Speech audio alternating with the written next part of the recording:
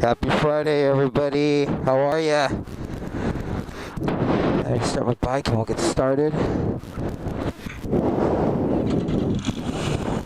So, today we're going to do a little something different. Same route, but our topic today was going to be a video response to a YouTube motorcycle vlogger named Kryten, who ironically got me into motorcycle vlogging. I actually saw his vlog, and I know this is actually a video response, so I know he'll be watching this. Who got me into motorcycle vlogging, and by watching his videos. We're gonna go a little slow today, just because this microphone picks up a lot of wind, so I just want to limit how fast I go, just to make sure you guys can hear me. So he was describing one of his experiences at a dealership. I believe it's a dealership. Motorcycle dealerships suck. And I believe they suck too. How about that? And there's a few reasons why. There's this place called Berts Megamall in Covina. And it's basically a remodeled Target. And it's huge. It probably is the number one, maybe the top 3 motorcycle dealerships in Southern California. And this is in LA. I'm in LA, and this place is in Azusa, California, which is about 18 to 20 miles outside of Los Angeles. Now, the reason why I'm so vested is my buddy, he bought a V-Strom 650 there, 2013, I believe, or 12. I actually loaned him the money, and I was there halfway through his process. So they did, actually they gave him a good deal. I think it was $9,500 altogether for a V-Strom 650. Okay, that's decent. Not the best deal in town, but it's decent. I even advise, it's his first bike too, and I know he's listening, and I advise him to go use. But he still went new, which is A-okay, Some people don't like the used thing. They don't like the, they just think it's not so much responsibility, but the credibility of the bike, a lot of times it's a piece of shit. He wanted to break it in himself, and he's a very mechanically savvy guy, let's say. So I trust him fully that I'm not. I am kind of now, but just because I've been riding bikes for so long and I have a lot of experience on them. So what happened is that he bought the bike, and about he actually got his 600-mile service, because you are supposed to get a detailed service done after you get the bike, after you break in the bike. So whenever you get a new bike, you're supposed to get this detailed service where they change the oil, they do all this stuff, tighten down all the, torque it all down in terms of all the screws and stuff. And the reason why you have to do it so soon is because after you buy a bike, this is when he buys a new bike. When you buy a new bike, there's a lot of metal shavings within the engine that come off, and it's just, there's a lot of debris inside, so you have to actually re-clean it, and then it's actually somewhat officially broken in. And it's a very detailed thing you have to do. So he did this. He actually, after 600 miles, and the whole time he didn't go above 55 miles an hour. They advise that too, because your engine has to sync, and all the electronics have to sync with the engine, all that stuff. So he did do that. Well, all of a sudden, after he got the bike back after the 600-mile service, he is driving on the 10 freeway going eastbound outside of Los Angeles, and his brake caliper pops off. So that's strange. How did that happen? Okay, so immediately he pulls over to the side, and it comes to be that the brake caliper could have gone into the spoke of his wheel. That's what's even more nuts about this whole thing. So of course he's like, what the fuck? And he thinks somebody fucked with the bike. Well, then he starts checking out the forums, and it's a mechanical defect from Suzuki. Okay, well, dangerous as fuck, but okay. Takes it back. And lo and behold, they take a look at the bike and everything. Everything's cool. They're like, oh, sorry, sir. Blah, blah, blah. All this stuff.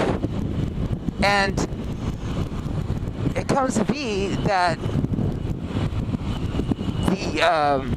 what comes to be is that I guess they didn't tighten down these screws to the bike. So they fucking did a half-assed job in putting the bike together. So this is a lesson. I have a mechanic that I believe in. It's find a mechanic that you like and always take your bike to him. I think dealerships there's too much of a disconnect between the labor and the mechanics they pay. So for instance, average labor at a motorcycle dealership, let's just say I'd say figuratively, man, I don't know. I've never gone to a dealership. I'd say $70-$80. I think that's low. I actually think it's more closer to the 90-100 range, but that's just me. So what they do is they pocket that night, say 80, figuratively $80. $80, they only play their mechanics 20 of that bucks. So they're pocketing the rest of the 60 for overhead, ramp, somebody has to pay for the lifts, all that stuff. So it's really, the mechanics just don't give a fuck. So he picked it up on a Friday, and oh, look at that nice FedEx guy, he moved over for me. And after he picked it up, there was no vibration. So, in other words, they torqued down everything correctly. The second time. Not when he picked up the bike the first time. When he actually drove it off. So, dumb asses they gave him an untightened bike. Now, of course, you gotta torque it down the second time. I'm not debating that. But, dude, if you're gonna ride it on the freeway, you better make sure the shit is tightened down. Like, even if you have a 55-mile-an-hour limit, that's just bogus. You're letting somebody drive off with a untightened bike. So, I told him what he needs to do is I trust my mechanic. My mechanic isn't the best in town. I have caught stuff like I got through him, but he will not let you ride off on a bike that he thinks is mechanically unsound. And that's exactly what happened at Berts Megamall in Covina. So, just buyer beware. When you buy a new bike, don't only just take it to the mechanic, to the dealership. Just don't take their word for it. Take it to your mechanic. Find a mechanic you trust and say, hey, you know what?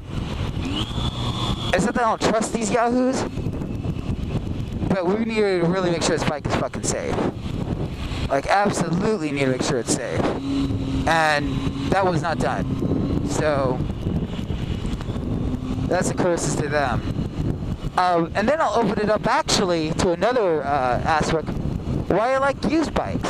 Well, it is Craigslist. You do find lemons, but you do find oranges. You know, you do find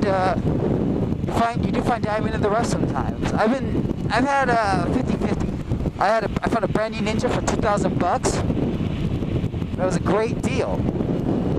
Awesome deal. A $2,000 99 Ninja for $2,000, 8,000 miles, and it's been a darling. It's been awesome. I had to rebuild it once or twice just because I put a lot of miles on it. I don't mind that. But then again, I bought a Maxim, which I actually do like. That's the crazy part. I actually do a Yamaha 85 Maxim. But I think there's two things. A, the fucker didn't tell me it was salvage, and I didn't check the paperwork. And that's another thing you guys got to know is always check the paperwork. don't ever just, look at the bike, it looks nice, look at the fucking title, do the moto check, the background check on it. They actually offer that now at Kelly Blue. There's a link on it. Check that. Look at the title. Look at the pink slip. Look at the paperwork. Make sure you do your homework on it. Because that's what happened to me. I bought the bike. The bike looked hot. Yeah, they had some imperfections. You can tell it's had some damage, but hey, it's an 85, right? And the bike is literally 40 years old. No. 30 years old. So, I'm expecting damage. I'm not asking for immaculate condition. But I did get a good deal on it. I got it for $1,200. But looking back, if I would have known it was a salvage, I would have fucking negotiated. I would have at least got another $300 off it. I would have at least got it to the $1,900 range.